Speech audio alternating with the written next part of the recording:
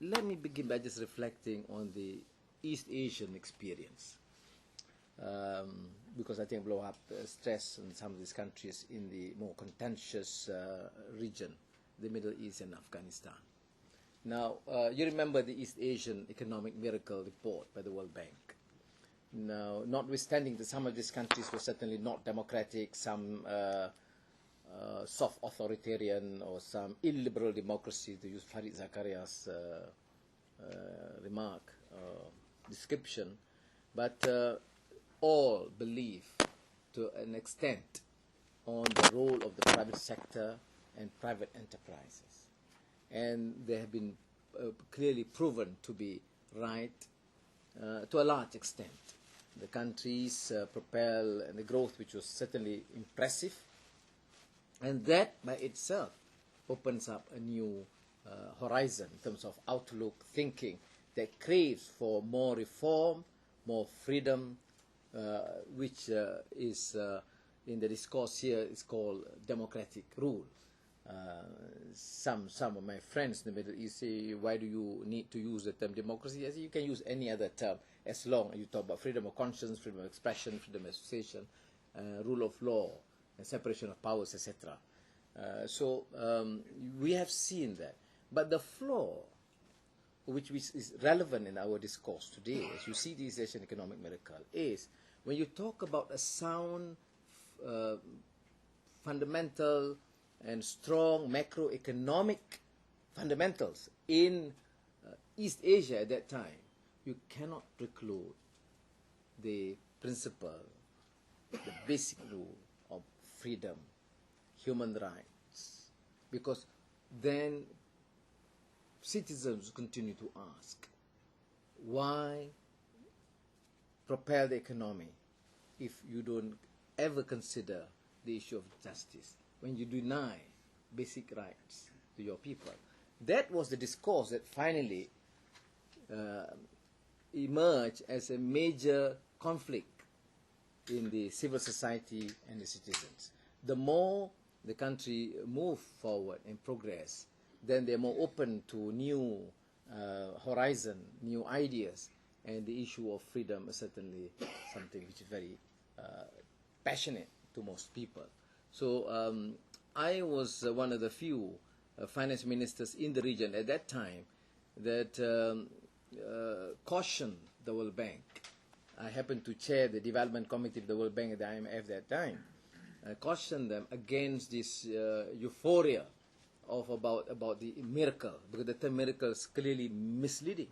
Because what's so miraculous when you have even in China 4/5 not touched by globalization, and clearly half at that time in near abject poverty.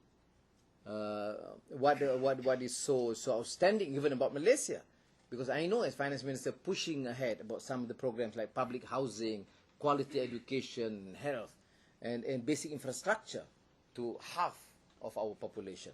So the term development is acceptable, progress is acceptable, miracle and a strong macroeconomic fundamentals is certainly misleading. So I think that's a very, very important point for us to learn, that finally when you talk about market economy, you talk about freedom. Again, let me reflect upon the past. I mean, I'm getting old, so you reflect about the past a bit more. When I was pushing forward in the budget speeches on the need to lower taxes, this was not necessarily very popular because you know that I had some differences of view with my then boss, because he wanted enough resources and funds to pursue this, mega projects. We want to have longest bridge in the world, tallest building in the world, biggest dam in the world, largest city in the world. And here I was trying to lower taxes, because I thought only through lowering taxes you can increase productivity, and the priority should be the best quality education in the world. Should be better, if it is not among the best, or best public services, or best infrastructure, or IT, instead of this huge infrastructure. So I quoted not Adam Smith, but Ibn Khaldun. Low productivity in order to encourage greater productivity for the masses.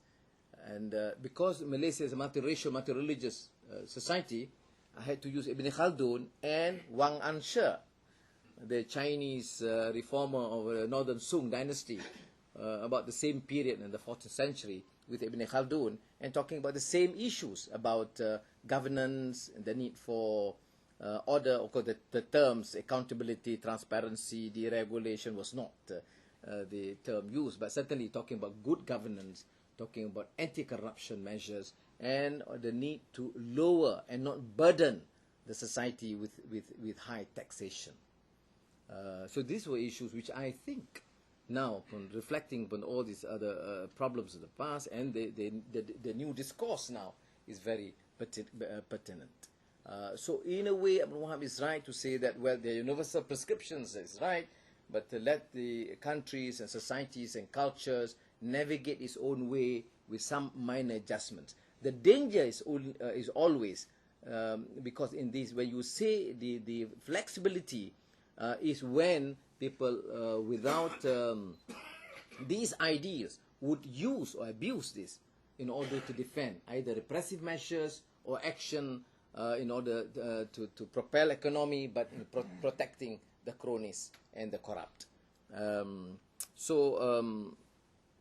That is the first point. Now, I was in Florence just last week with Amartya Sen, Emma Rothschild, and Michel Camdesou. I mean, we four crazy people trying to think and solve the problems of the world.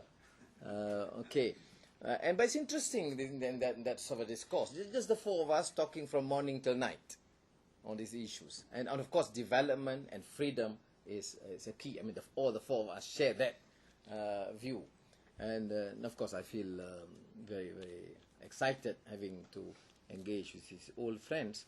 But Emma Rothschild brought up this whole new discourse, the need to reinterpret Adam Smith and on the wealth of nations. Of course, then I alerted, I said, I remember arguing with some professor of economics when teaching students, just taking few excerpts from Adam Smith, The Wealth of Nations, without insisting that students actually have a clear understanding, comprehension of the entire thesis of Adam Smith, not only of A Wealth of Nations, but also the theory of moral sentiment. Because you do that, then this whole view about the excesses of capitalism, these motivated by greed, and which is now to many of us in the developing world associate globalization and capitalism and free market like laissez-faire, this would be corrected by itself. You don't need to use other texts, classical texts, to counter that argument, because Adam Smith is compelling in his argument in defending free market, but also citing clear cases of excesses and reminding, both in terms of invisible hand, to be able to be protected on condition that moral and ethical values are clearly embedded. And this probably is well articulated in the views of John Ruggie when he talked about embedded liberalism in that context.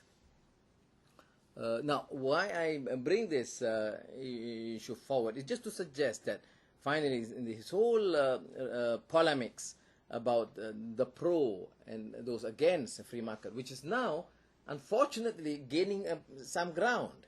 Now, my concern about criticism, excessive criticism of the IMF, the World Bank, like taken up by Joseph Stiglitz in his globalization, his discontents, is that it will give a basis, a pretext for those authoritarian leaders, those who are against free market, to use this to either deflect the issues or not to focus on the entire issue of the need for free market. Because I think if you want to succeed, no way can you compromise on the need for free market as a system. If you want to succeed economically, does not matter what the US administration has to say. To me, it's clearly irrelevant. To survive, either you are Muslim or Hindu or Christian, you are developing world, developed world, to survive, you must be committed to a free market economy.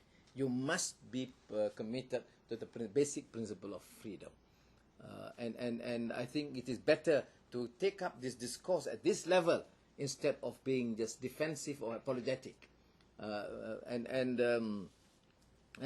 those of us who believe in this principle of freedom and private enterprise in order to propel economy upwards must do so with a strong sense of conviction and with enough confidence based on our own clearly very the track record. When I was a young student in the University of Malaya in Kuala Lumpur, well, we were a bit not far left, but left of center of a sort. And then you realize after some time, by the time I was finance minister, my old colleagues, so some of them became professors, says, "Ano, but I used to say this and that. What about your principle of distribution? Have you forgotten it?" I said, "My dear professor, I still remember. But those days, we just talked about distribution. We realized at that time we were distributing poverty. Because there was no growth. So now, I'm not far from this Rawlsian distributive justice principle, although I'm aware of the Nozick's, the Rawls-Nozick debate. But at least, if you propel the economy, you empower people, you encourage the private enterprise, then you distribute wealth. Okay, you can ensure that the marginalized, the poor, the downtrodden will be, in essence, will benefit immensely if you propel the economy upward.